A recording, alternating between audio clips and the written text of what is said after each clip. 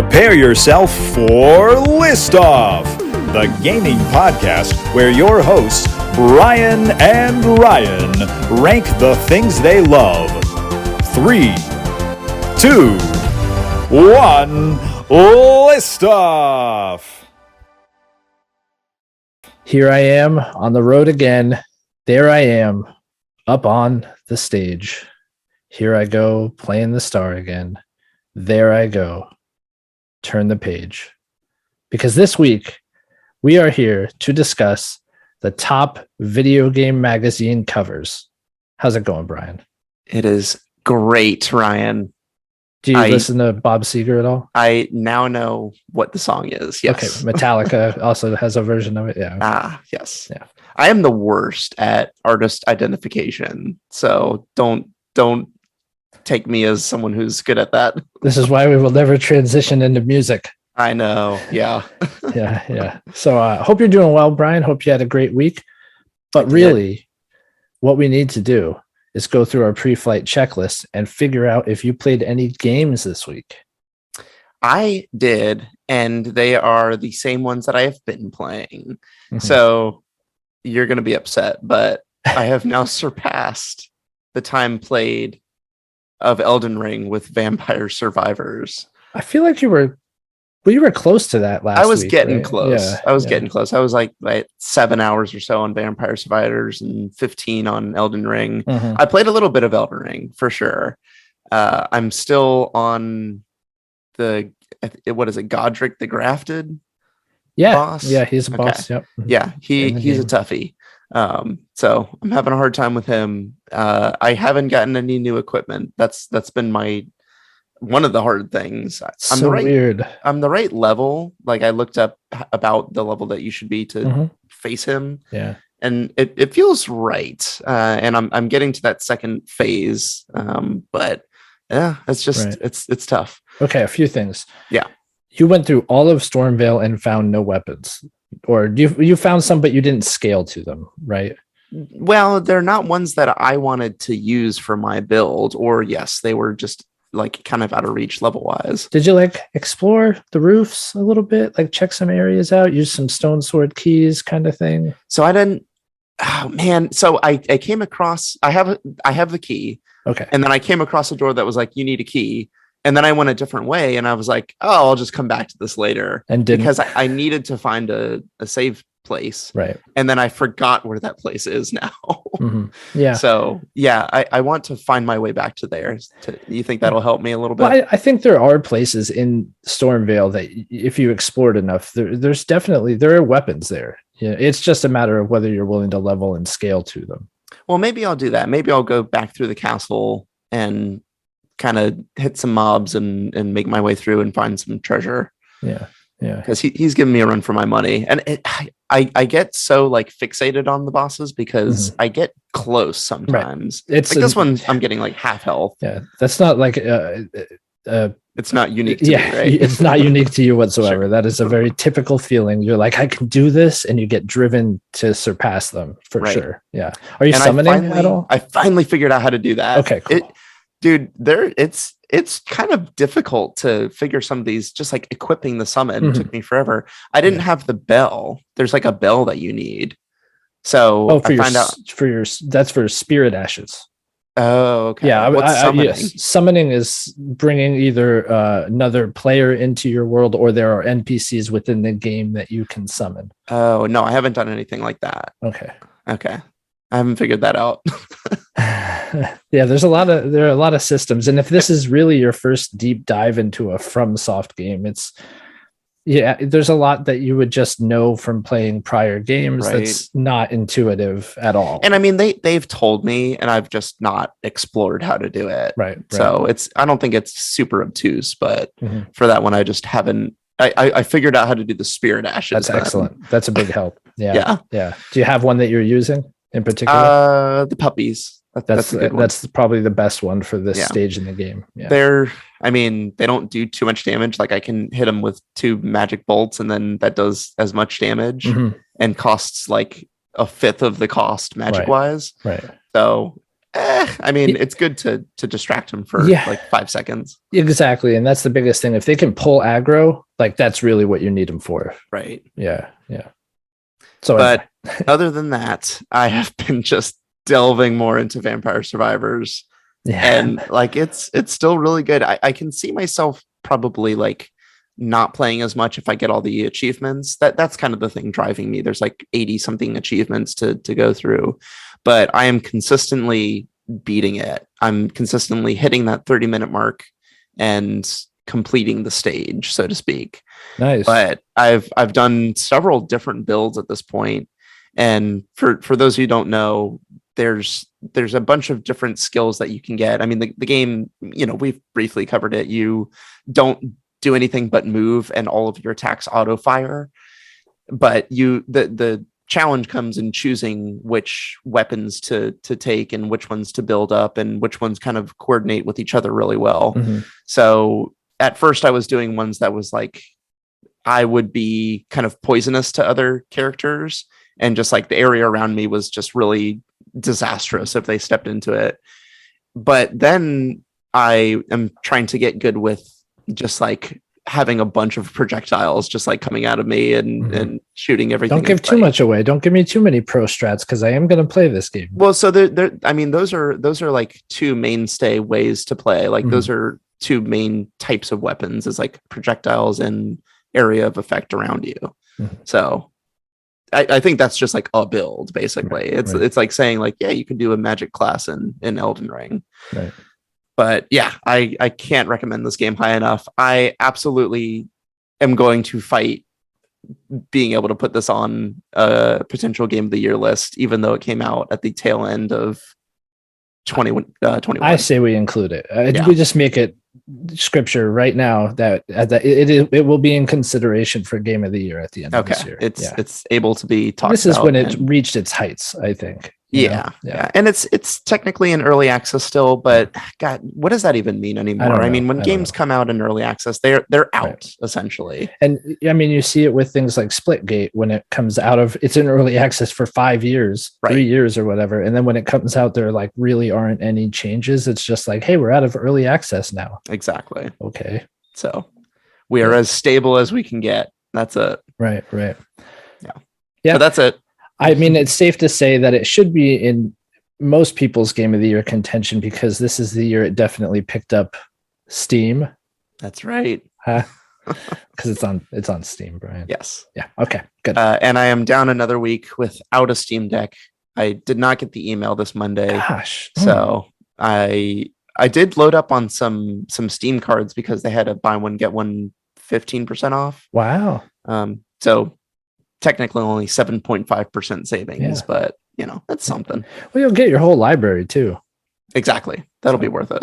Yeah, absolutely. Absolutely. Those all sound great. Yeah. I need to get into Vampire Survivors, and I really had the best of intentions after recording last week's episode to get into it. But, sometimes intentions go to the wayside. I had family coming to visit, and I didn't do much gaming at all. It was a nice weekend, a lot of going out and doing fun things with groups of people, but not a lot of time for video games, regretfully. Sure. So I did play Jackbox because that's like the go-to when people are over. Everybody wanted to play Jackbox, so that's always a solid game. Did you win? Gosh, I think I won one game of Gaspionage, and then I won one of the trivia murder party, and I won that because I'm really good at trivia. I know like all the useless stuff ever. That's not really. Thing, it's so hit or miss. Trivia is so hit or miss. That one's not like straight trivia though. There's different aspects of it where it's like, wasn't it like asking questions that if you knew about it, then you had a little bit of an advantage, but not all the way. It does throw in these systems, like it gives you multiple choice for every question. Right. So as long as you have an idea, you'll probably get the right answer. They can be very tricky with their options. They also have a mechanic where you go to like the killing floor. If you get a question wrong, and you could keep playing as a ghost, and then at the end of the game, you have an opportunity to catch up to the current leader. They're a lot of fun, and it's definitely good at keeping 8 or more people entertained. Right. Everyone is engaged, even if they're like in last place. Sometimes you go to that killing floor if you get a question wrong, and it's as simple as like choose a finger to cut off. Right. Trivia. It's Trivia Murder Party. It's in theme. And depending on what finger you choose, that answer is no longer an option for you. So like if you choose your pinky, the D option of the multiple choice, you can't choose it anymore. You don't have that finger, I guess. So yeah, it's funny though, because even if it's the correct answer, you can't, and then you don't want to react like, oh, because then people know, oh, he chopped off his pinky and he can't pick that. So that must be the one, Right. But yeah, they're always fun, especially with a big group. I did play more GTA 5. I like it. It's fun. I'm like, maybe I'm like, is it in the wrong era? It is kind of in the wrong era to be playing it. I think I'm still enjoying it. I will probably play through the story. I'm running into these parts where I just don't like the characters I'm playing as. Okay. I mean, even so, I can't even remember their names. Frank, I think. Michael, Franklin, and Trevor. Michael, Franklin, and Michael and well, I haven't run into Trevor yet. Okay. But I do have Michael and Franklin. But I know about Trevor. You're not spoiling anything for me. And I do like Franklin quite a bit, actually. Mm-hmm. I just also question like why would Franklin fall in with Michael? Like Michael's kind of like, I don't know. He's not a bad guy, but like the way he treats his family is really off-putting, and like his family is not the best either. Right. But like it's probably one of those cycles where one created the other, and just this ongoing cycle of like everything getting worse all at once. I mean, there are families like that. Yeah, sure. Absolutely. And I mean, it's good. It is good. It's like so many F-bombs, dude. And like, oh yeah, it's completely juvenile. And I get it, but yeah, it's just like, cool. You can have effective dialogue without dropping like, and I sound like such a dad right now, dude. Like I'm trying really hard not to like cuss words, bad words. They don't offend me at all. But it also becomes a point where it's like, dude, like it's every 2 seconds. Relax, guys. It's not necessary. You could throw F-bombs in there. Like, yeah, they are effective, sprinkled into dialogue. But this is like saturating the dialogue.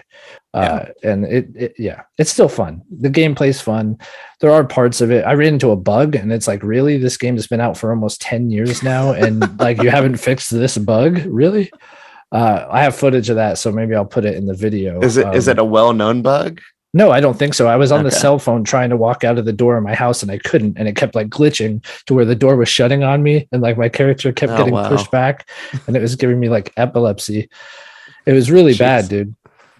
Really, really bad. And then other than that, I ran into this one part where like Michael gets high and it's this mini game where you have to kill a bunch of aliens with a minigun. And that was just so weird. Yeah, and it wasn't fun to play. And it didn't play well, control well. And I had those two things happen back to back. So maybe that's the last bit I played of it.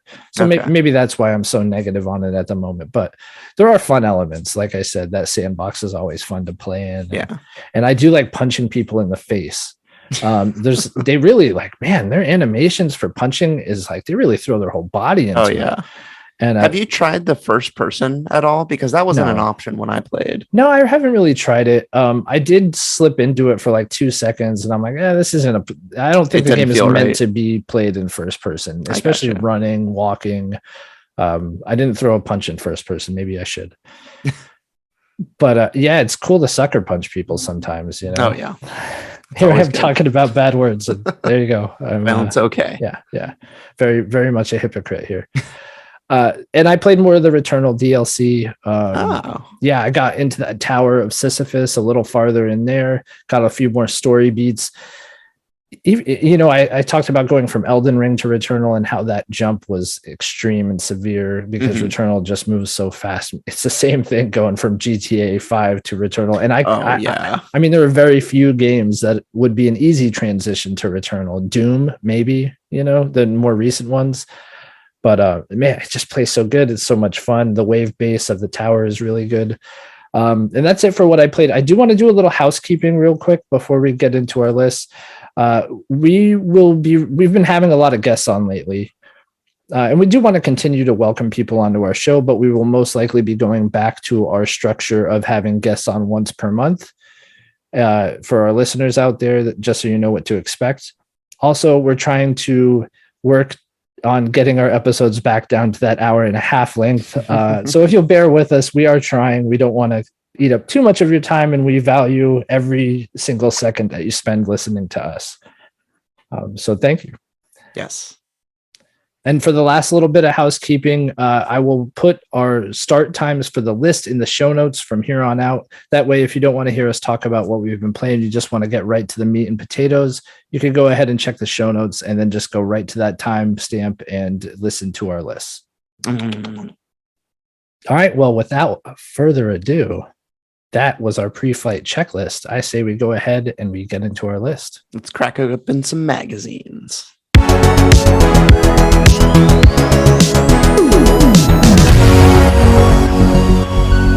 All right, Brian. So yeah, this was tough. We're doing our top 10 video game magazine covers. This was a list suggestion from Keith from the main quest.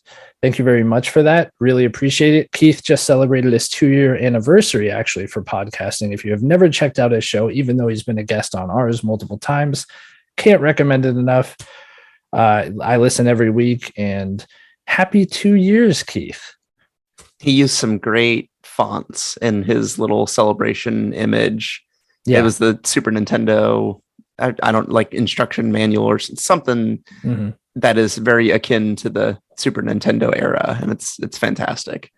Yeah, he does a good job. He's definitely focused on putting out good content, good audio quality, everything. He's a good dude.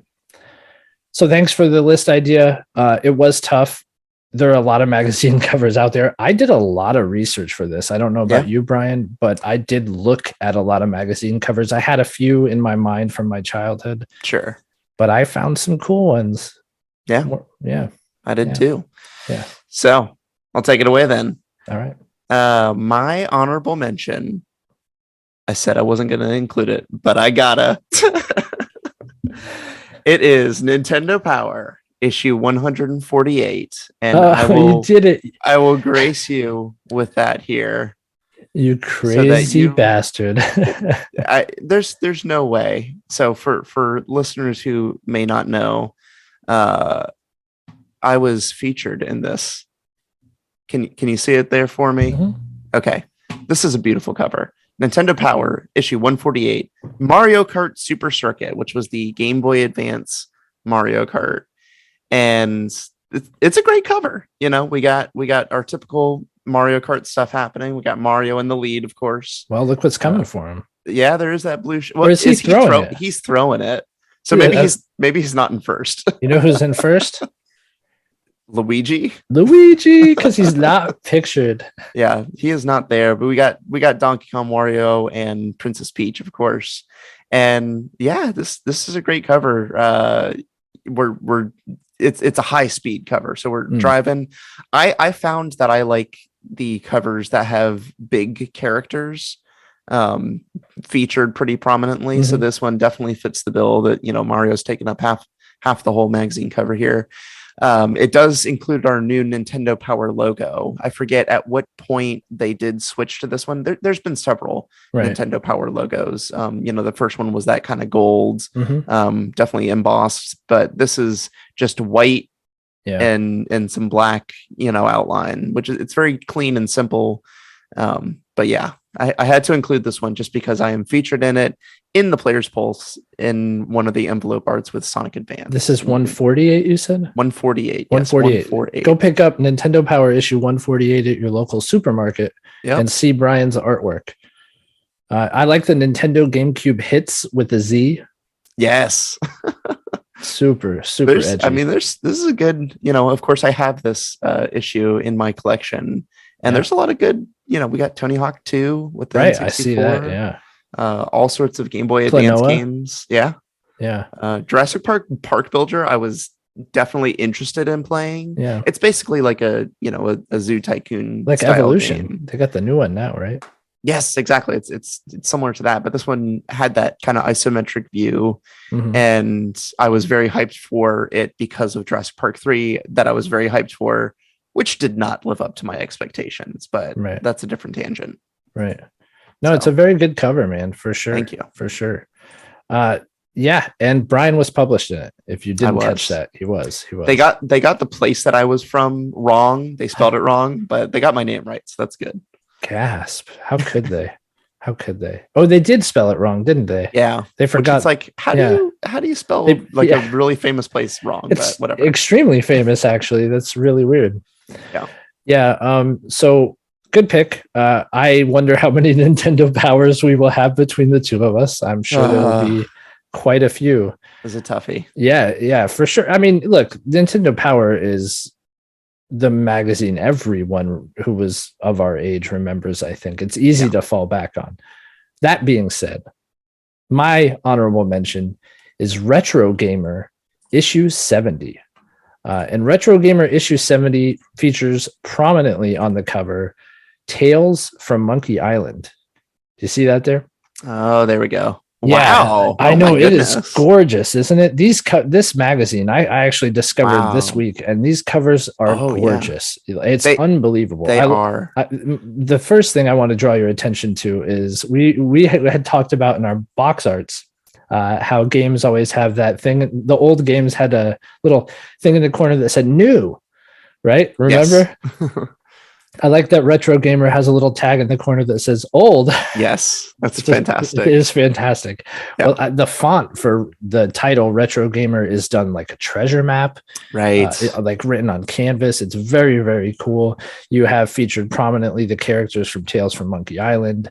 Gosh, now I can't remember the pirate's name. So, Threepwood, Guybrush. Guybrush Threepwood is yes, I know Guybrush Threepwood. Okay. I'm talking about the evil pirate. Ben Daglish. That is so not his name. But take my gamer card away if you want. Anyway, he has a voodoo doll of Guybrush Threepwood. Yeah. And he is sticking needles in the head of Guybrush's little voodoo doll, and Guybrush is in the background holding his head in agony. Yeah, yes. It's pretty cool. Pretty cool. It also has a little feature for Doom, making of Jet Force Gemini, and Ben Daglish. Oh, I see where you got Ben Daglish from now. That's pretty good. So it's just the artwork's incredible. Yeah, everything about it is incredible. It's very painterly, almost like a. Was it LeChuck? That's what. Yeah. Was the pirate's name? Yeah, LeChuck. It almost looks like like an Indiana Jones poster. Yeah, you know what I mean? Right. It really does. It's very painted, right? Yes. It's not like a cheaply done cover. Yeah. I would suggest, I know our listeners probably listen while driving or doing other things, but I would definitely suggest looking up some Retrogamer issue covers because they are nothing short of exquisite. Like the detail on this is really something. So I wanted to mention something, and I'm not sure if I'm sure there's ways to do this on other platforms, but for Apple products, they have their Apple News subscription, and I looked up magazines, and they have Retrogamer on there. They have Edge magazine. They have a bunch of different gaming focused magazines, and I was so surprised. And it's, you can look at that on your phone and on a tablet, and it was gorgeous. I mean, to be able to scan through these magazines, I have a iPad Pro, and it was like holding a magazine, and you can zoom in and all sorts of stuff. Yeah. So yeah, good way to view these magazines for sure. Yeah, definitely. That's sound advice. I had no idea. It is funny. I don't know how this is going to translate for listeners because I'm like, hey, this is what it looks like. Listen to my voice as I describe it to you. Yeah, but I think people will, depending on what magazines we're choosing here, they might know some. Yeah, absolutely. So yeah, Retrogamer, that was a magazine that I knew about before this, and that was one that I was interested in maybe subscribing to one day. And yeah, when I looked it up on the phone, it's available. So, that's so cool. I could just look at that and not have to subscribe. Yeah. So. I mean, I had heard of Retrogamer before, but I never actually saw one until this week. Right. Yeah. That's very good. Good Thanks. pick. I like it. All right. Well, then let me show you my next one. My number 10 is, I think, a pretty special one here. It is another Nintendo Power, but it is a Spider-Man cover. Wow. But this one is very simple because it is just a red cover with the Spider-Man logo and some web in the background. And I remember getting this one and being like, wow, like this is going to be a Spider-Man focused issue. And I was very excited about that. And, you know, Nintendo Power did these sometimes where they would have like a very basic kind of cover, but it was so striking at the time to see something like this in the magazine. And I was excited about Spider-Man stuff at the time. I wasn't like the biggest fan. This was pre-Tobey Maguire movies, or maybe kind of around that same time. And that's kind of when I got really interested in the character for sure. So this was kind of the N64 era. Did you take this picture? I did not. This is from eBay. It looks like you could have, yeah. I know, yeah. There's like a little HE, someone scribbled on it. Right. This is someone's eBay listing, so I don't know how much money they're going to get with a scribbled on I don't know. magazine cover, Yeah. but Not graded. I don't know. I know. Could you even have magazine covers graded, like retro gaming magazine? I know you could have games, and I know you could have comic books graded. If they're important enough, like an issue 1, I would imagine so. Yeah. Or the entire collection, but I don't know about a single one-off unless you're published in it. Who knows? This is cool. I really like the design of it for sure. It is odd when you think you're basically looking at in between his pecs. But, yeah, that's true. It's still really cool. Oh, you're right. I didn't even notice the shadows are definitely part of his body. Pecs and abs, right? Right. That's what it looks like, right? It looks like pecs and abs. Kind of just saw it as like maybe not a flag, but just like a fabric.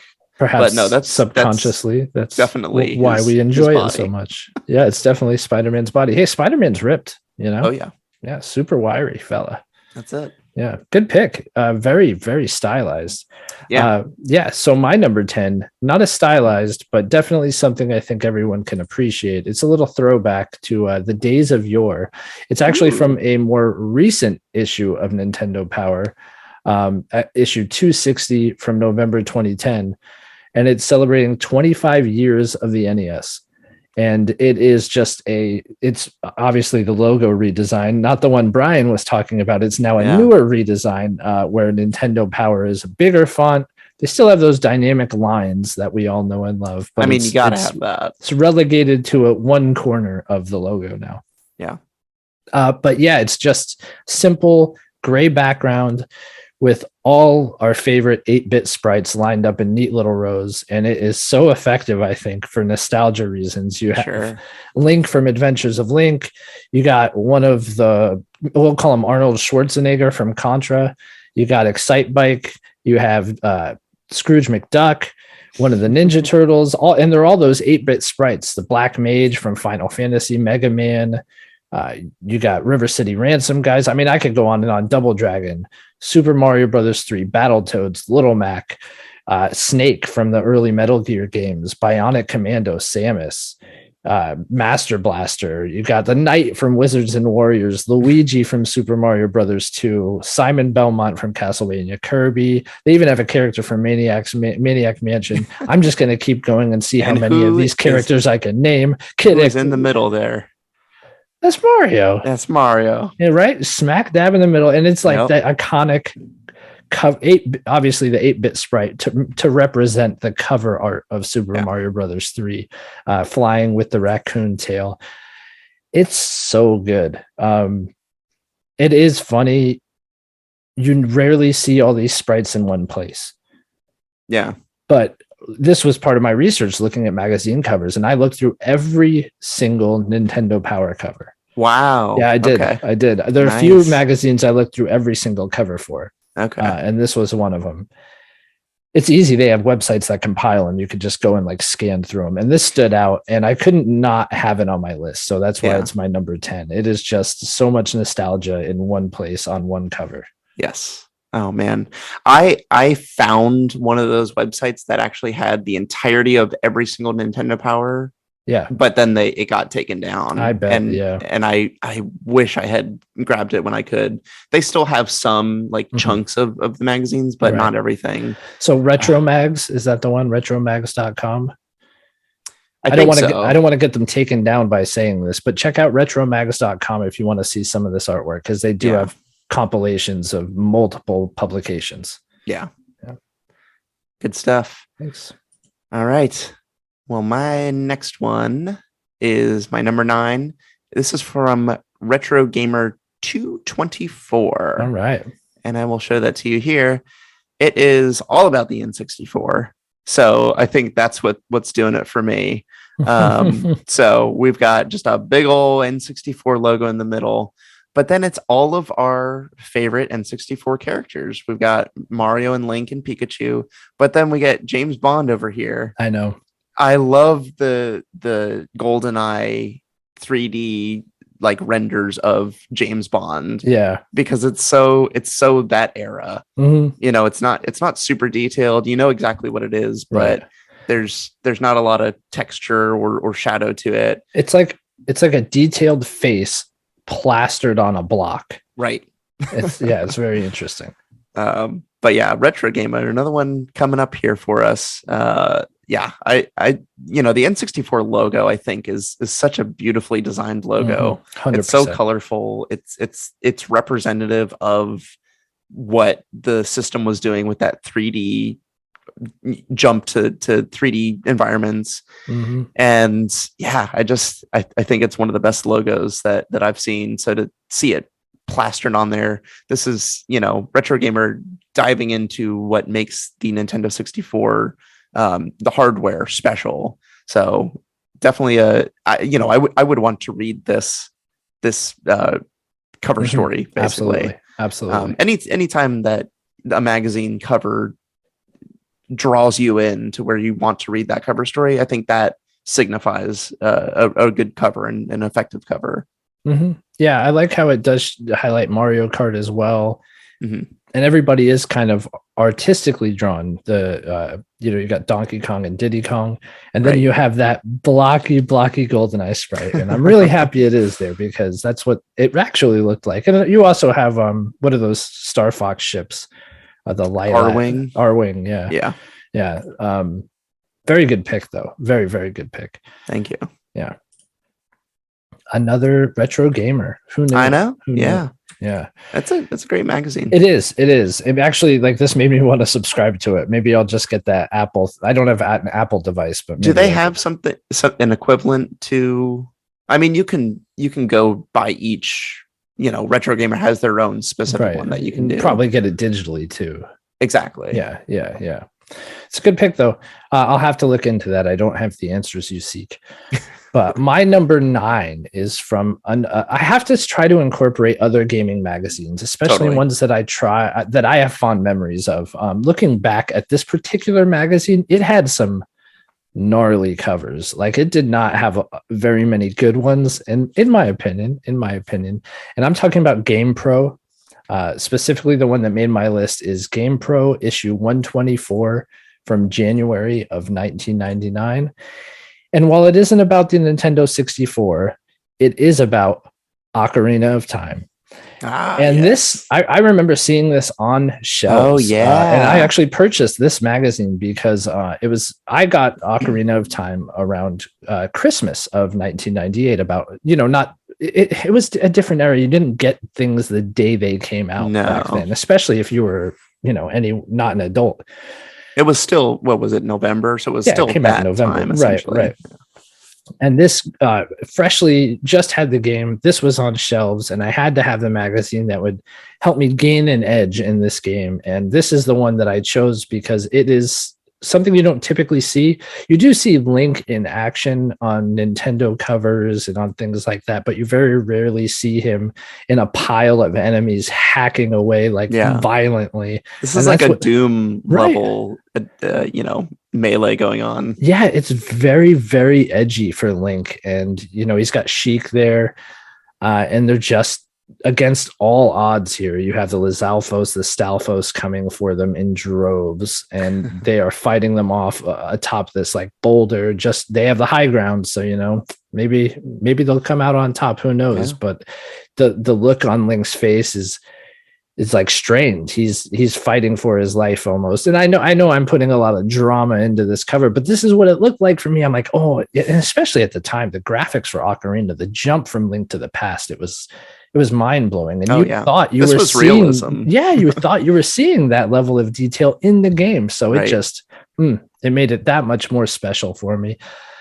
Special mention in here, I think that we should bring up. It also talk about a good magazine. It's got Rogue Squadron in it. Yeah. It's got Twisted Metal 3 in it, and it has the best first-person multiplayer shooter of all time, Turok 2: Seeds of Evil, because the Cerebral Bore. Oh yeah.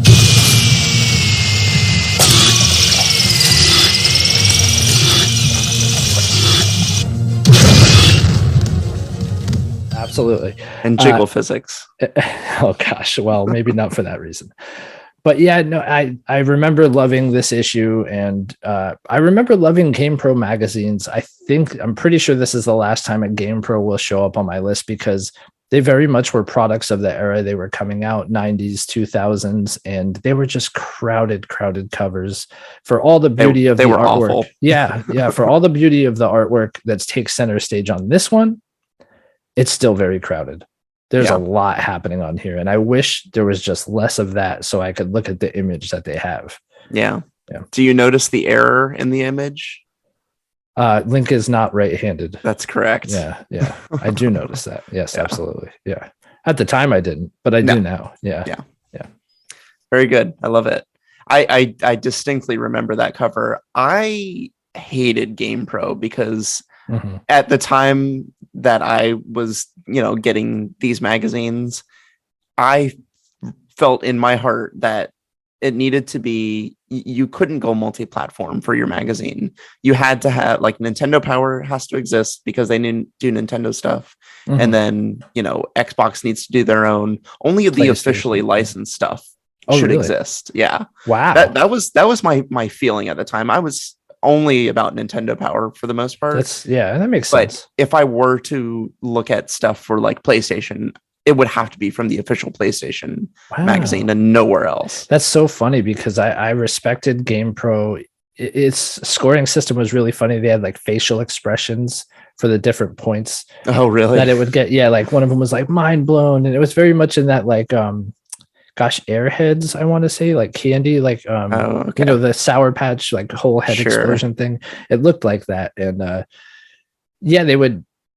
I think they graded things more fairly because they weren't that first party magazine. But. Right. I think so. I recognize that for sure, and I dropped this mentality at a certain point and was getting things like EGM, but I think I liked it because it was straight from the source from Nintendo. So I was getting like, yes, this is what's happening. And you're going to tell me about Conker's Pocket Tales and Conker for N64. And then you're going to abruptly stop talking about Conker at a certain point because it changed what was going on. So they left me in the dark a couple of times for sure. But for the most part, I felt like I was getting the highest grade of information because it was straight from the source. Right.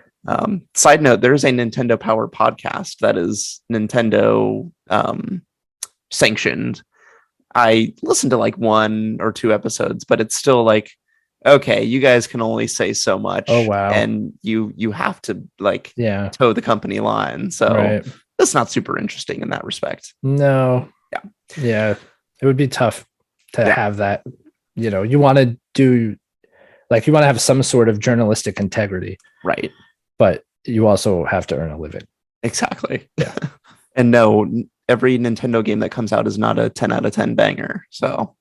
Right. All right. My number 8. This is, I don't know if you would call this a magazine, but it is a book kind of magazine.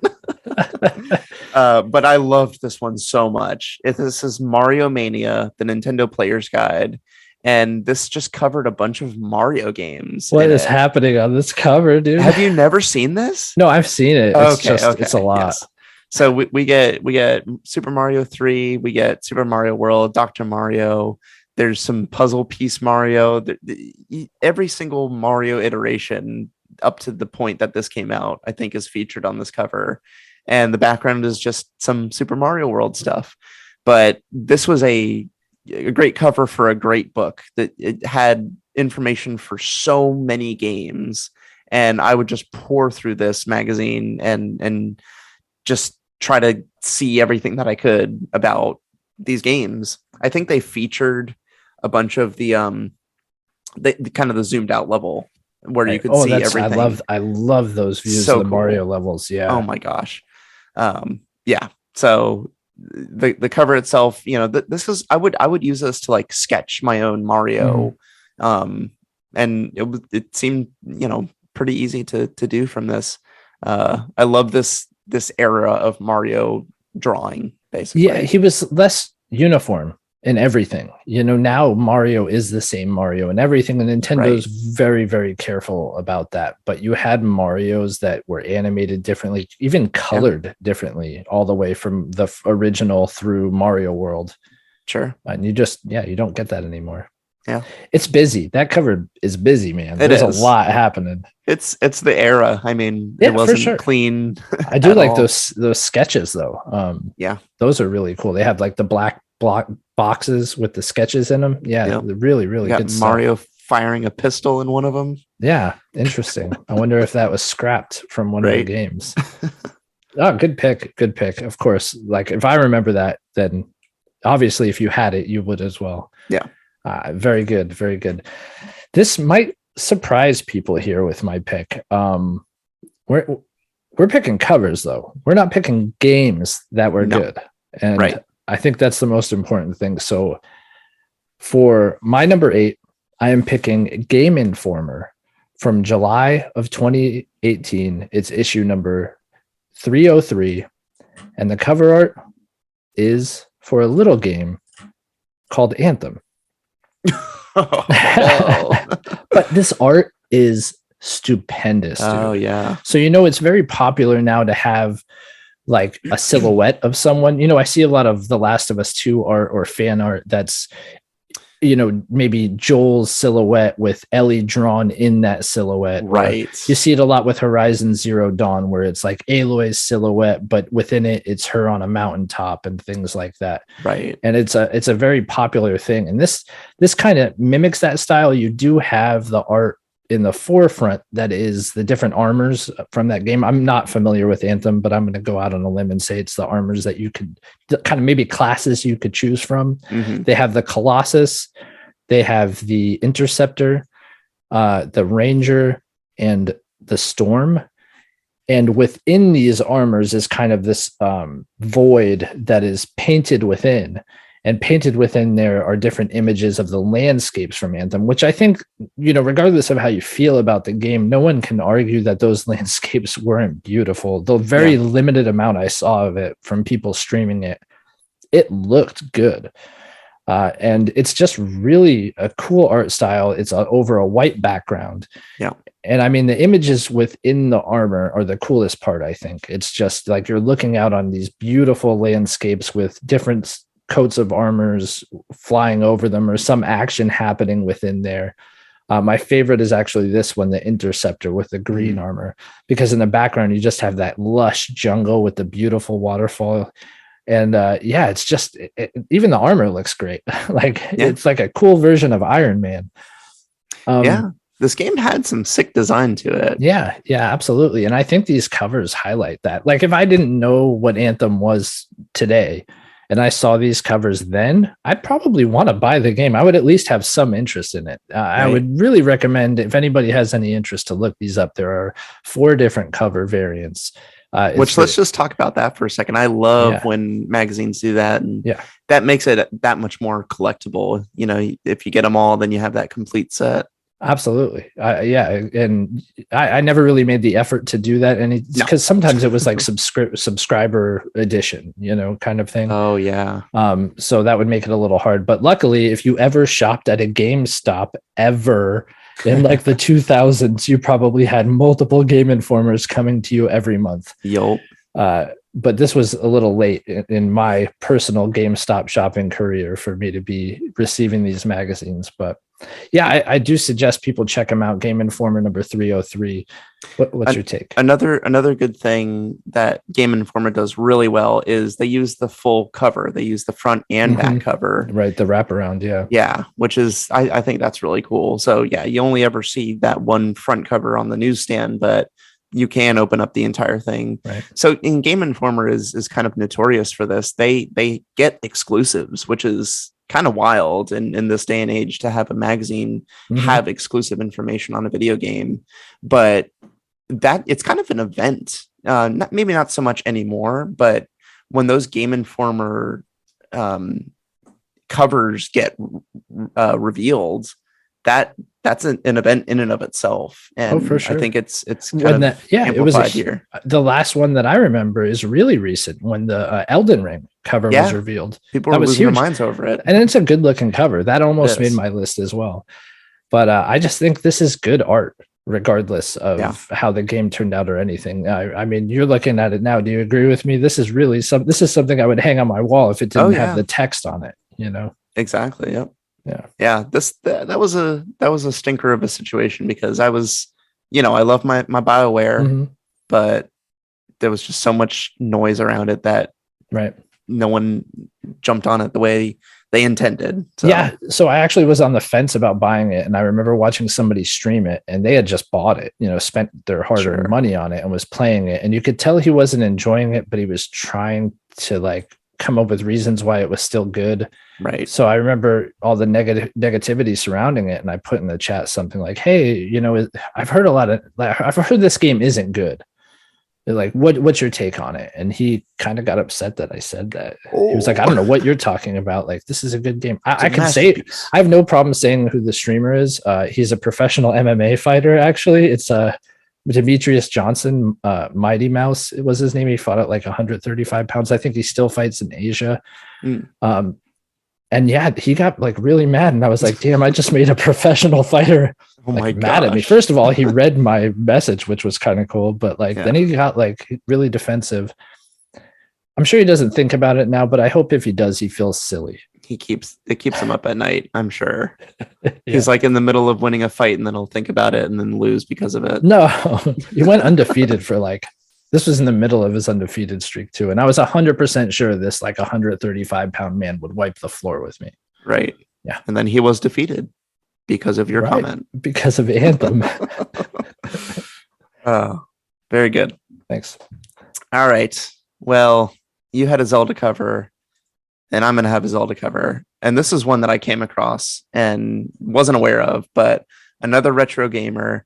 And it features that beautiful stained glass imagery from what is it, Wind Waker? Yeah. I think it's kind of Four Swords. Spanned multiple games now. right. It's a mixture of his kind of Game Boy Advance look and Wind Waker look. It's Toon Link, basically. But this is the history of Zelda. Come worship at the temple of Hyrule's greatest hero. So Retrogamer, again, they're using the gold colors of Zelda, which automatically is going to strike my fancy. And we get what Retro Games, the RG, basically an ESRB rating on the magazine, ages 30 and up. So I'm allowed to read this magazine. But yeah, it reads and looks like a guide to Zelda, something that you would pick up like a book to find out the history of the franchise, basically. And it's got an original Nintendo seal, right? Not official. I don't think they can put that on there. Well, it says original, not official. Right? So that's okay. Yeah. It is very much made to look like a box, like an old gold box. Right. Yeah. Right. Yeah. It's a good pick, man. I really think it's a beautiful, beautiful cover. Yeah. I love that art style too, that the stained glass windows are done in. Yeah. Excellent. It's so good. I want them to use that more. Absolutely. So moving on to my number 7. My number 7 is a different magazine, a new one. It's EGM, Electronics Gaming Monthly. And it is from March 2001 for Sonic Adventure 2 and Phantasy Star Online. Ooh. Yeah, it's a really, really cool one. I love that it's this close up of half of Sonic's face, and he has all this to it. He's almost like looking mean mugging, and in the reflection of his eyeball, which is his entire eyeball, right, the whites of his eyes as well. Yeah, that's true. Is the Phantasy Star characters. And I just thought, what a cool way, instead of, in the age of cluttered magazine covers, what a clean way of incorporating your two big stories in one picture, instead of like overlaying them awkwardly or having one in one corner and one in the other, which is what was done time and time again. Sure. And we even saw it earlier this episode, or heard it, listeners. But yeah, I just think this is one of the coolest ideas to highlight both stories. And it's a really, really neat picture. You could tell what era it came out in because Sonic's fur is not really rendered the best. If it were a more recent game, it would be, you'd see every little strand of hair coming off his hedgehog face. But it looks like someone tore the corner of this magazine, sadly. Well, yes. Does it look that way? Because it's made to look that way. It's so cool. It looks like not even just the cover, like the first few pages are torn out. Right. And in the upper corner, it says first Xbox previews inside, which is a very like early Xbox edge to that. Right. It's very cool. And then, it says the consoles of the day. We were apparently between console generations because N64, GameCube, PS1 and 2 are on there. And it also apparently had Final Fantasy X, but really it's the picture that I'm for here. Sure. I think it's really, really clean and a good looking cover. I like it. Thanks, man. I am not familiar with that one. I was not familiar with that one. But once I saw it, because I started thinking, what are publications I remember? Right. Like I want to at least incorporate these publications. Yeah. And EGM, that was a big one for a long time. For sure. EGM's a great one. All right. Well, my number 6 comes from February 2018, and it is Game Informer's cover for God of War.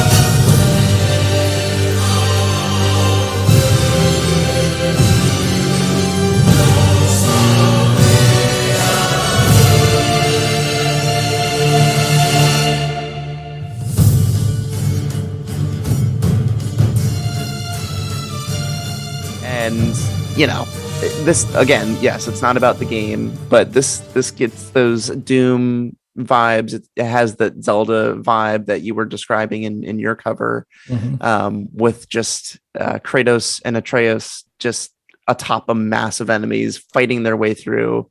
And I think my favorite feature here is the Game Informer logo. I was going to say that almost like runic font. Yes, they use. Yeah, they have completely transformed what the Game Informer logo is into that runic form that the God of War series has so prominently. And again, it's just a clean cover. I mean, Game Informer does this a good amount of the time. Same with Edge, where it's very simple what we're looking at. And this is a simple cover, but it's a very action-packed one. A lot of stuff coming at these characters. And yeah, just a very striking red Game Informer atop. I love it. Yeah, it's very good. Good color on the font too. Like you said, that red really contrasts well with the white background of the image, right? Like that snowy look. I think this is one of those situations where Game Informer had the exclusive, and we were dying to know what's going on with God of War. We saw previews of it, but we need to know everything about it. Mm-hmm. Yeah, for sure. It was definitely one of those games. Yeah. Yeah. Yeah, that's an excellent pick. I hate those orange guys. Seeing those orange guys on the cover was like, oh, these guys that you have to tear apart every 5 seconds. They just felt like cannon fodder after a while, like they were fitting for the first level. By the time you got to them in the later game, it's like, oh, come on. One of these guys is taking an arrow directly in the throat, like inside his mouth. And that is unfortunate. Well, that's what happens when you come at Kratos with your mouth open. Apparently. That's it. So my number 6 is Nintendo Power. It's Nintendo Power Volume 27. So we are going back in time here. And it is for Dr. Wily's Revenge. For the game. Is a good one. It is. It's a Game Boy Mega hit, this game, apparently. Okay, so I have information on this one. Mm-hmm. So I don't know if I've mentioned this account before, but there's an Art of Nintendo Power Twitter account. Oh, cool. And he has actual... So the way these covers are done in the past for early Nintendo Powers is they take a picture of an actual object. Right. This is what I was going to say is... Oh, sorry. No, it's fine. It's that I really appreciate because Nintendo Power has done this a few times. Right. Where they have like little dioramas or little toys basically that they situate and take an actual photo of and use for the cover. So I want the history though, because I didn't have that prepared. So yeah. So I do. So you were saying, I'm sorry.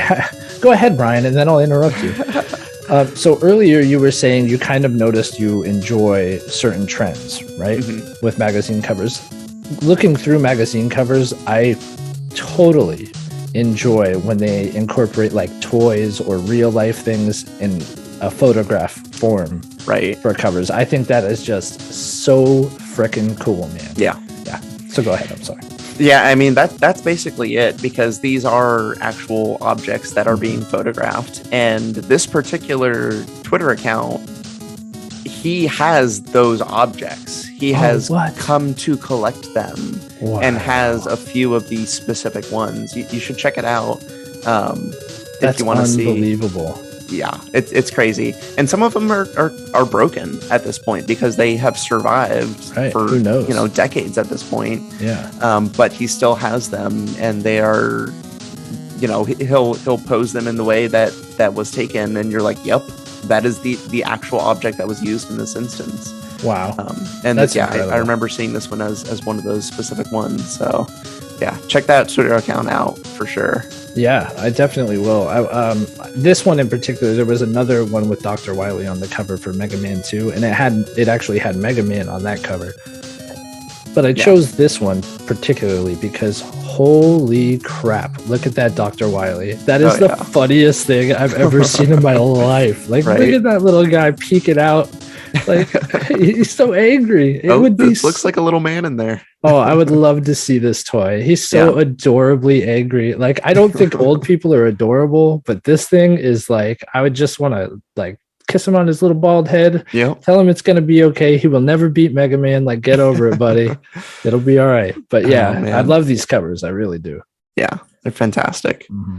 That is a great pick. One of mine this is not on my list, but do you remember the Nintendo Power that had Yoda on it, and it was like in Dagobah? Oh yeah, that scared me so much as a kid. Wow. I was so scared of it, and like I think I feel like I saw that cover first, and then shortly after watched the movies, and Yoda just terrified me because of it. So I've gotten over it at this point, but he was a scary dude for me. Yeah, I mean Yoda, kind of spooky, Dagobah's kind of spooky. Dagobah's very spooky, especially when he's talking to Luke and he's like, "You're gonna be afraid. Yeah, you will be. You will be. You will be." Just go in that cave, bro. Yeah, not a good cave. No. All right, this one is a fun one. I got Game Informer when this one came out, and I was so excited to see this cover, and you will know why when I share it. It is Game Informer's top 100 RPGs of all time, and it is a artist's rendition of all of our favorite RPGs. So they're all drawn in the same style, and we're looking at dozens of characters in one image. At the very top, one of the biggest characters is Chrono from Chrono Trigger. Aloy's there. This is a style. We've got some pretty angry characters, but it's very colorful. Oh, it's beautiful. Very beautiful art. We've got Geralt. I think he is kind of at the spine there, so he's probably a little cut in half a bit. But yeah, Mario with the sword from you got a Panzer Dragoon in the background there. Yep. Are those magic cards? They might be. You got an orc from Warcraft. That's what they're orcs, right? Yep. Cloud, of course. Yep. Cloud. Got Pokemon. Got Pokemon on there. Yeah, great RPG good stuff, man. Then you got Mass Effect Heartthrob Garrus. That's right. Right. So yeah, just a very colorful and stylized rendition of all these characters. Oh, very stylized. It's gorgeous. I really like this one. The use of color is something else. Yeah. This is one of the, and you got even consoles sprinkled in there. Yeah, exactly. There's Dreamcast over there. Yeah. But yeah, that's the Game Informer's top 100 RPGs of all time. Beautiful stuff. I think I might have written down the number on that. Yes, it is June 2017. Oh, cool. Yeah, great pick. Out. Great pick. I will have to definitely check it out. All right. So moving on to my number 5. My number 5 is another Nintendo Power. This one is from September/October of 1988. And it is for... We're at the beginning. It's for Simon's Quest.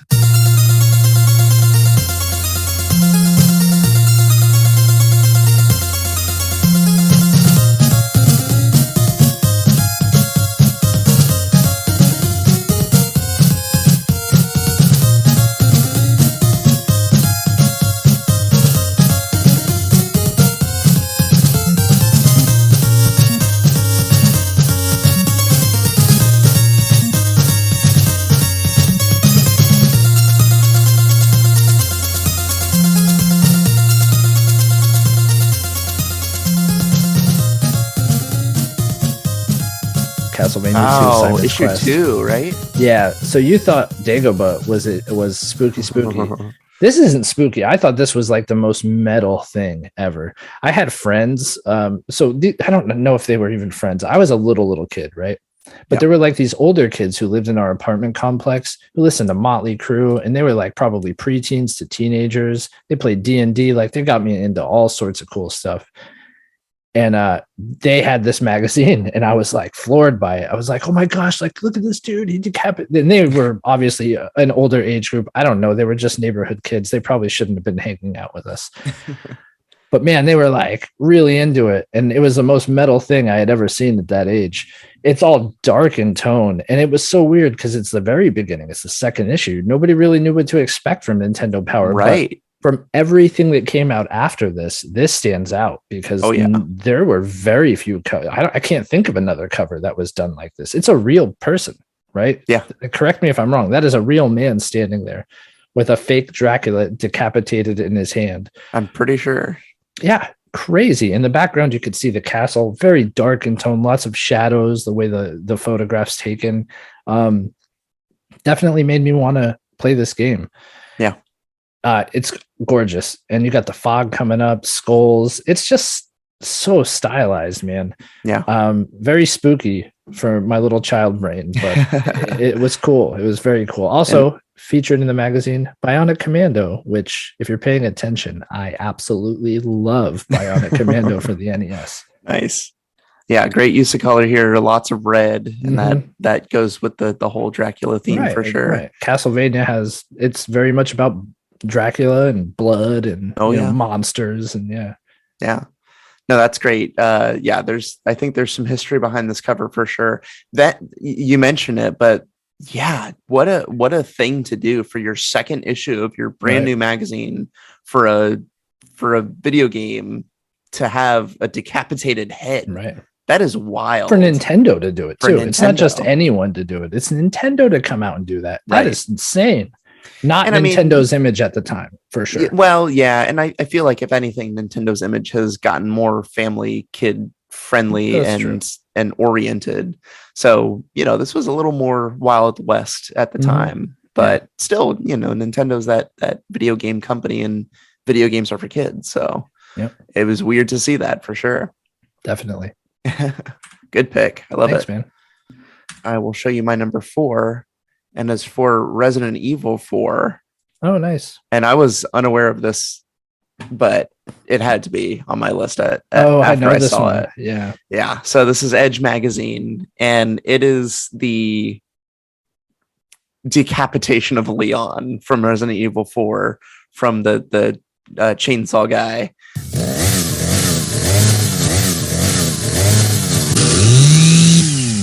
So this was one of those first images from the game that really set the tone for what we were going to expect. But yeah, it's just Leon getting his head getting. I like how you zoomed in. You zoomed for listeners. He is like zooming in on this. Yeah. This guy has some Look at crazy his eye, eyeballs. right? I was about to say before you even zoomed in, I'm like, that guy looks like menacing. Man. Yeah, crazy. Yeah, Potato sack guy. Potato sack guy, yes. So yeah, when I discovered Edge, so this is one that I actually did see on the shelves. It's a UK based magazine, and this is premium quality. You pay for it, but Edge magazines have a premium paper that they use. They use a very glossy cover, and when you see the images like this in your hands on that paper, it is striking, and they're heavy. They're like several hundred pages. They're like books. I don't know if you've ever seen an Edge magazine in real life, but they are the one that I wouldn't mind spending money on to actually have delivered to my house every month. Yeah, it's very cool. What a like crazy move from Capcom to say, yeah, you know what? One of our first images for this game should be the protagonist getting his head like chopped in half by a chainsaw on the cover. Look at that agony in Leon's face. Like he looks defenseless against this. Yeah. I mean, I guess if you're doing a survival horror game, maybe it is the image you want to portray. Yeah. Get the audience properly scared for the incoming title, right? I mean, imagine seeing this on store shelves. Like they probably, I don't know if they had to put it in the little case like or black something. thing in front of it. Yeah. Oh it's gosh, a little intense. You don't want it is a little kids looking at intense. this. I wouldn't be surprised if they had that little blocker for the bottom half of it. Right. Yeah. Wow. Yeah. Good pick, man. Wild cover. So this is the cover before the Castlevania cover. We see the aftermath. Right. Of this is where it leads to. Exactly. Yeah. So we're moving on to my number 3. Is that right? Shouldn't it be your number 4? I just did a number 4. Oh, my number 4. I apologize. Yeah. Yes, absolutely. Number 4. My number 4 is actually from Edge magazine.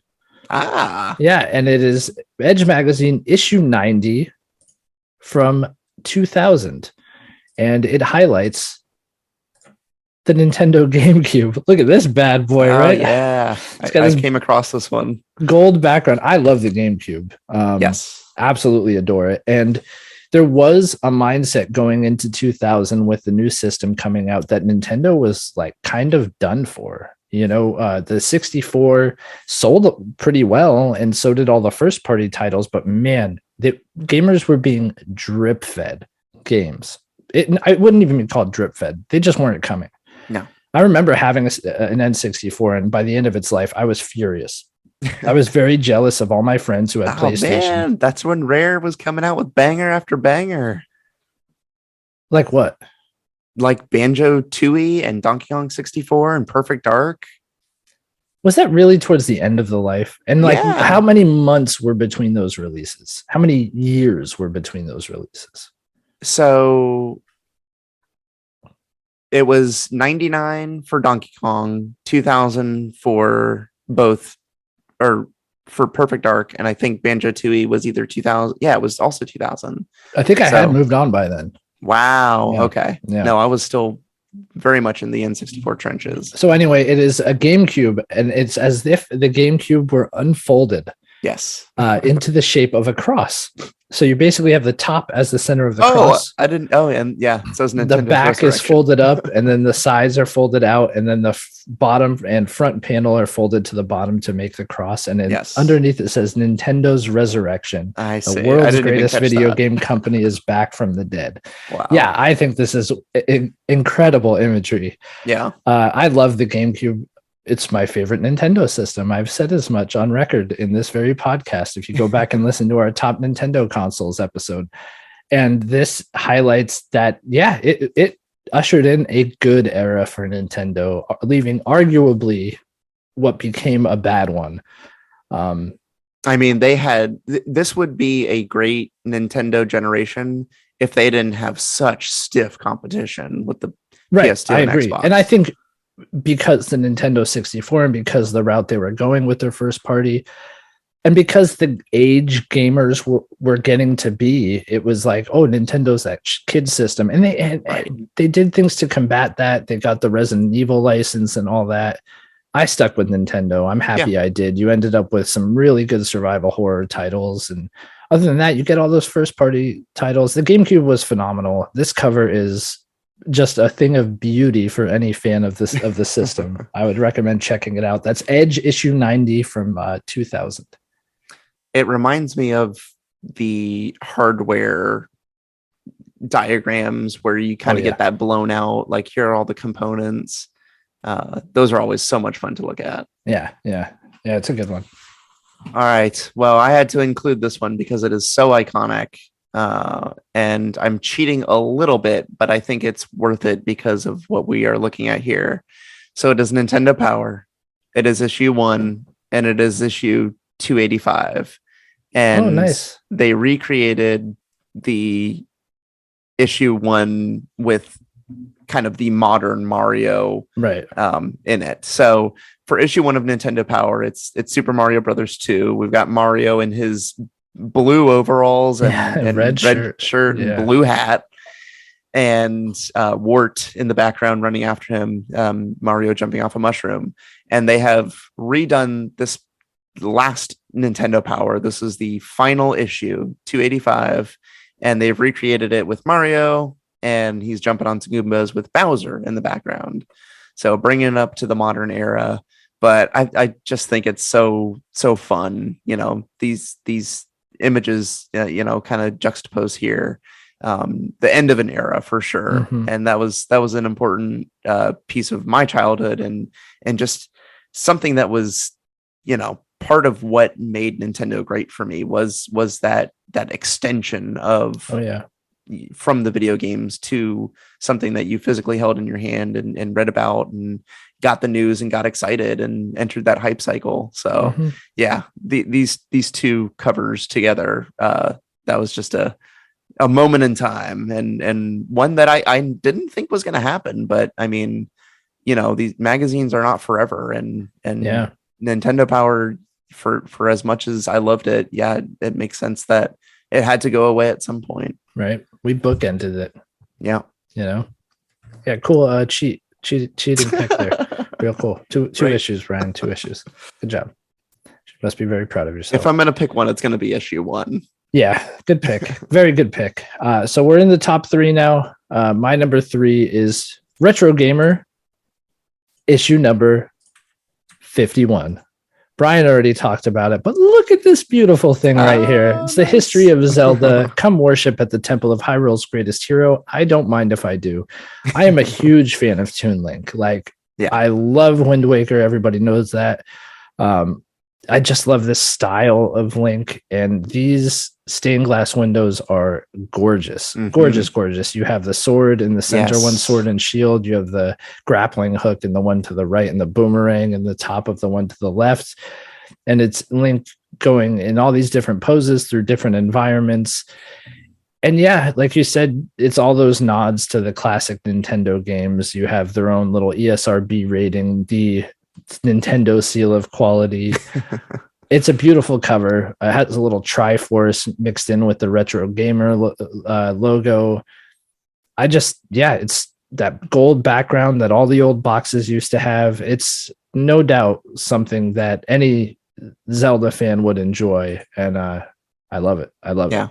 Yeah, That's we already fantastic. talked about it. Don't want to spend too much time on it, but man, that's why when it was on your list, I was like, good pick, Brian. It must Good be so pick. fun to design covers for magazines. Mhm. That's just like you can pour your heart and soul into it if you're passionate enough about the subject matter. And they clearly were on that one. Mhm.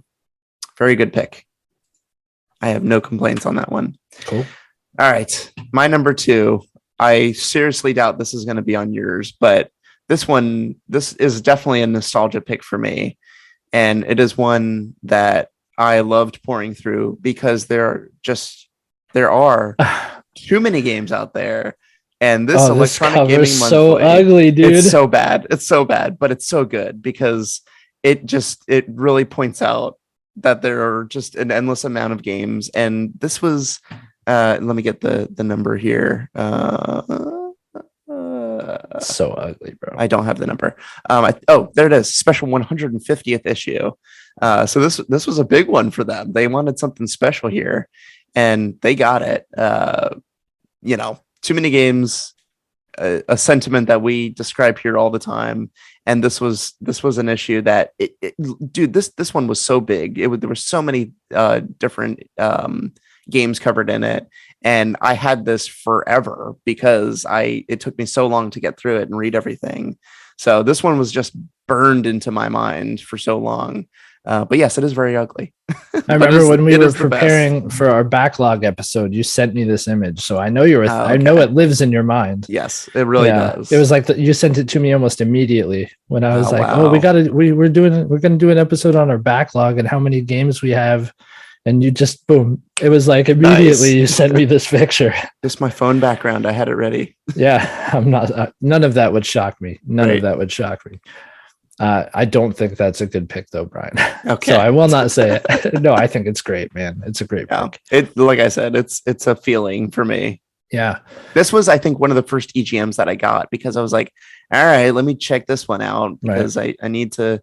I probably had like an Xbox at the time or something where Nintendo wasn't going to service all of my needs. So I needed to branch out. Right. I get it. So my number 2, Brian, it's Game Informer issue number 290 from June of 2017. It's the top 100 RPGs. Wow. Okay. I absolutely had to include this. Look how gorgeous this cover is, for crying out loud. I can't believe it. I can't believe it. It's got Ness, by the way. It's got all the little Earthbound boys down here, Mr. Saturn, all of them. It has old consoles. It has old cartridges. It doesn't only have Chrono. It also has Frog right here. Yes. The real hero. It's got the little, what are these little slimes from Dragon Quest? It's just got everything. Oh, there's Robo in the top right as well. So a couple Chrono Trigger. Yeah, right here. Yeah. They, I think, is that the Keyblade? It looks like it. Yeah, it looks like a Keyblade there. Of course it would be in here. That's a silly thing for me to say. It would have to be in here because everything's in here. I think they actually have a Hunter from Bloodborne in here as well. I mean, they definitely went into detail and highlight everything that the best RPGs. You got N64 controllers sprinkled in here, PlayStation controllers, Switch controllers, old boxes thrown in, and it is just this transition from colors to colors, like from blues to oranges to purples. It's beautiful. I'm not a big RPG player, but I took one look at this cover and I'm like, there's no way this is gonna be off of my list. Imagine my surprise when I actually got this in the mail and was like, oh my god, that's incredible. Amazing. Definitely, if you check out one cover that we talk about, I would say check out Game Informer issue number 290. This is just a treat.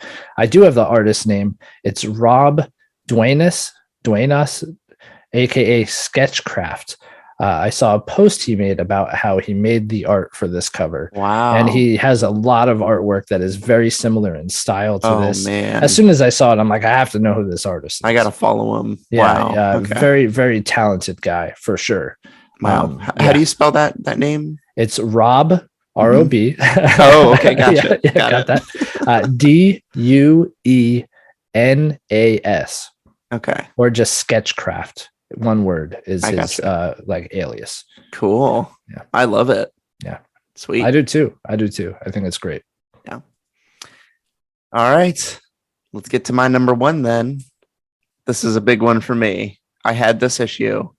And so here's another thing that I noticed happen with me. And I don't know if it's because the bigger issues that they clearly spent more time on were those evenly numbered ones. Those, like I mentioned the 150 issue.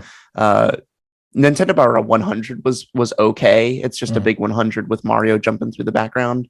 I remember kind of liking that one because I had a top 100 games of all time. So clearly, as a list-based podcast, that was an important one for me to see. But it doesn't hold a candle to Nintendo Power issue 50 because this is just so good. Yes. We get The Legend of Zelda Link's Awakening, and it is a sword and the owl. And I just thought this one was so mysterious with that owl. And well, he's like intentionally looking mysterious. Exactly. Yeah, he's got his wing in front of his beak. He's being a little coy. I want to see what's under that wing. And this sword is just so ornate. This is no master sword. This is just a bejeweled sword with the Triforce on it. Something like we've never seen before in the Zelda universe. And we get that Zelda gold background, which is so iconic at this point. Such a great cover for me. 50th issue, 50th issue, 5 years of Nintendo Power.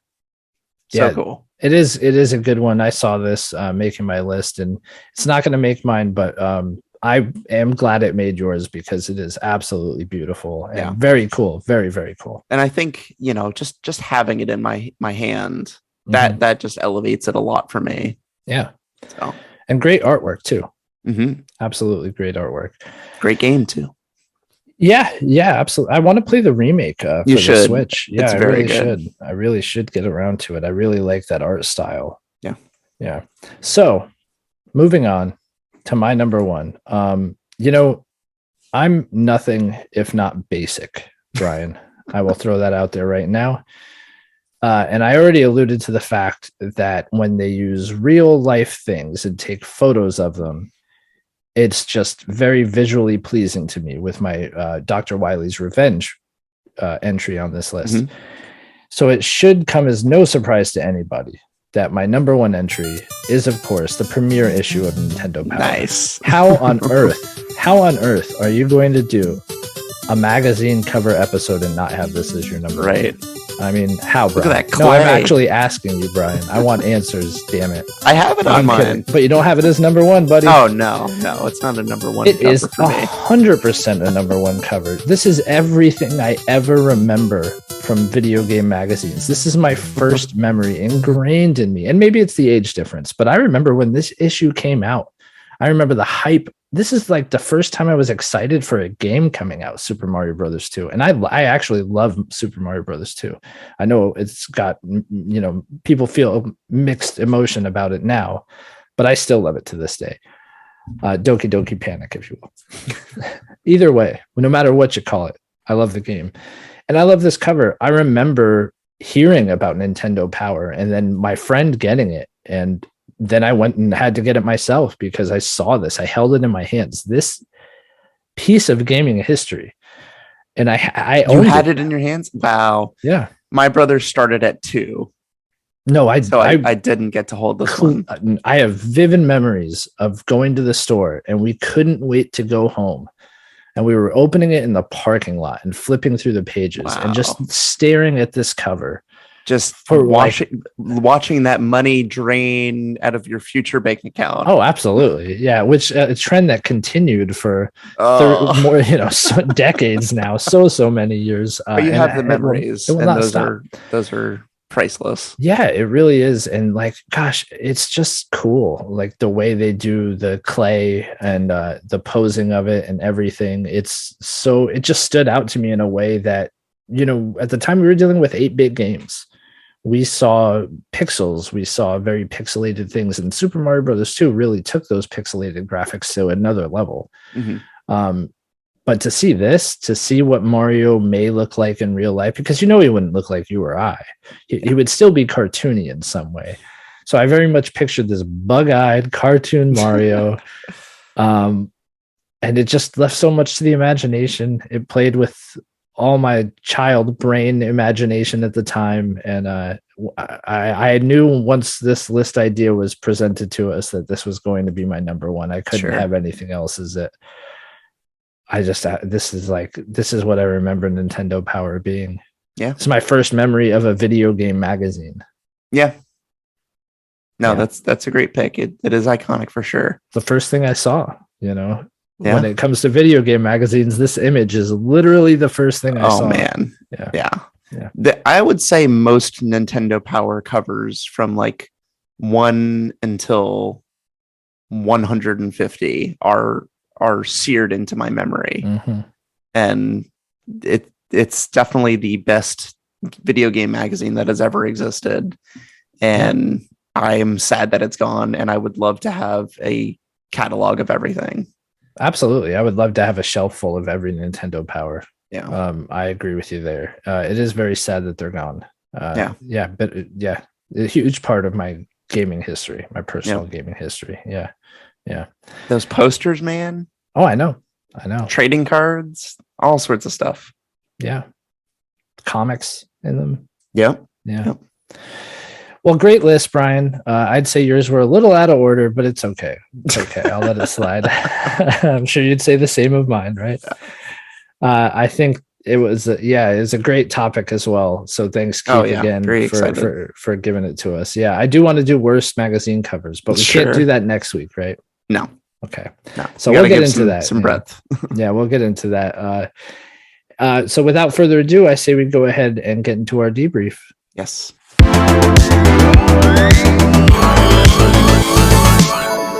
All right. So Brian, what you got for me, buddy? Yeah. Any suggestions for the listeners out there? Yeah, I do have one, but I want to reiterate that Art of Nintendo Power Twitter account, because if you enjoyed listening to anything about what goes into these magazine covers, that is a great Twitter account to follow to see some of that physical merchandise that surrounds it. But my mission debrief is a band called The Longest Johns. I came across. Have you heard of this band at all? No. Okay. They do sea shanties. Oh, perfect. It's just like a couple of guys. I would be totally into this. Oh my God. It's so funny. They're sea shanties. They have a lot of different albums, it looks like. But yeah, it's just, that's all they do is they sing, and they have all the harmonies that go with the sea shanty. But yeah, they have all sorts of tales from the sea that they describe. That's pretty cool. Do they do like traditional ones? Oh, I think so. So I don't know any traditional ones off the top of my head, but they definitely have the feel that you're looking for with the sea shanty. So The Longest Johns. That's very cool. Good name too. Good I know, name. right? The Longest Johns, Silver. Yep. So it's, oh my gosh, this is crazy, dude. Actually, that you're bringing this up and their names are The Longest Johns, because no joke, what I was going to have as my debrief is my favorite book of all time. It's not my debrief. Screw it. It is my debrief. I'm going to use it this week because this is just, I can't pass it up. This is the world telling me I have to use it. And it may be very simple. There are much more in-depth books out there, but this is a book I could always fall back on and read and love every second of the swashbuckling adventure that Treasure Island offers. Nice. No joke, by Robert Louis Stevenson. It is no joke my favorite book of all time. I have loved it since I was a child. I could read it at any time when I want to read a book, but I don't know what to read. I could pick this up and still love every page. Long John Silver. Nice. That's where it ties in, man. Right. Which is just wild. Like, I genuinely considered this earlier today, and I was like, no, people don't want to hear about that. And like, it is kind of, some people may consider it like more of a teenage book, right? Than because it is very much like a coming of age story for a boy. Sometimes those are the greatest ones out there. It's so good though. It is so much fun, and it's what you would want from a pirate adventure. If you haven't read it, Brian, I would recommend reading it. Okay. I will even mail you my copy if that's what it takes. But I'm sure you have a library card, right? And Hoopla. And I'm all digital. Yeah. Right. Dude, reading books on a book laying down is not fun. Reading books on a Kindle while laying down is fun. That is true. And I know that I'm alone with my Kindle love, but yeah. No, I will say there's a simplicity to holding a phone. Sometimes holding a book, it's like, where do I sit? How do I mean, sitting is easy, but laying down is a bit. I do miss. Do I lay on my stomach? Do I lay on my back? Yeah. Just the feel of a book, the smell of a book. Those are things that can't be replicated, but sometimes I want to just lay down with a book. Yeah, absolutely. So yeah, I actually had a different debrief here, but I'm shifting that aside, and I'm going to say, yeah, everybody, if you haven't read it, it's a quick read and it's a lot of fun. Go read Treasure Island. It's my favorite book. It's my favorite book ever. It's your favorite book ever? I used to say that for a very long time, so I'm just saying it, because it's something I said for a while. Sure. I've read really a lot of good books since I've read this, but it is like maybe not my favorite book, but it's like my old faithful, Sure. It's that's like Jurassic Park for me. Yeah, okay. To each their own. No, I'm kidding. Oh, jeez, you don't like Jurassic Park? No, I actually do like Jurassic Park a lot. I like the book a lot. Very different from the film, which is, I think maybe I felt a certain way about certain characters, sure, and how their story ends up, right? Because I had watched the movie, which is more on me than anything else. I watched the movie before I read the book. Anyway, So no, I wouldn't necessarily say this is my favorite book, but it is that one book that, like, hey, if I'm not feeling well, or like I just want a book to curl up with, I will go to this time and time again. Very good. Treasure Island. Yes. Do you want to know how to spell that? It's ROB. Ben Daglin. Ben Daglin. Oh, the pirate, the bad pirate. What's his name? Oh, it's Ben Daglin. For those of you who don't, obviously, if you're listening to this, you won't see the covers. But on the cover, there was an interview with a guy named Ben Daglin. So that's why it's Ben. It's funny that, the best part of Monkey Island. That seems like a pirate name. I don't know. All right. Well, if you made it this far and you enjoy us, please give us a follow on Instagram at Listoff Podcast, on Twitter at Listoff_podcast, and we on TikTok. We're hip, dude. I'm making TikToks and I'm doing dance trends and all that. Not really, but I am making TikToks and I enjoy making them. They're a lot of fun. I think it's some of our most dynamic content yet. So yeah, check us out there if you haven't. We're Listoff Podcast. We really appreciate you guys and your time, and hope you have a great week. Oh, next week. I almost did it, but I caught myself, Brian. You didn't have to yell at me this week. Have we decided on a show for next week? Yeah. Isn't next week our mission debrief? Okay, yes. So what's our mission debrief, Ryan? We're talking about a certain game. Do you remember? Oh, yeah. We're doing the tunics, right? We're doing the tunics. Okay, we're going to wear our tunics. Yeah, we're bringing our tunics and we're going to talk about tunic. I'm going to wear my blue tunic.